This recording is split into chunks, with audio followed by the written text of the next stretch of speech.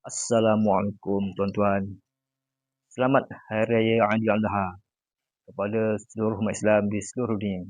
Baik, sebelum kita pulang ke rumah, sebelum kita pulang ke Keratong, hari ini di kampung kita nak bagi ayam makan dulu yang dipelihara oleh mak. Di tuangkanlah jagung campur dedak. Okey. Air pun dah letak yang baru. Okey, sekarang kita panggil ayam masuk.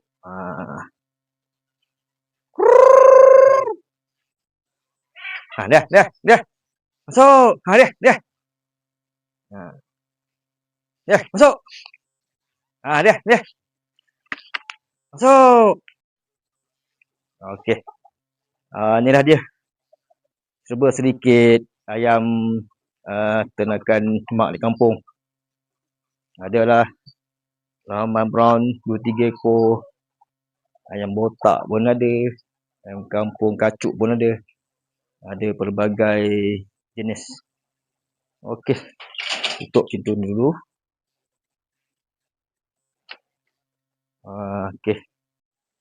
Okeylah tuan-tuan. Ayam pun dah mula makan. Rasanya setakat ni saja dulu video kali ni. Kita berjumpa lagi di episod akan datang. Assalamualaikum. Terbaik.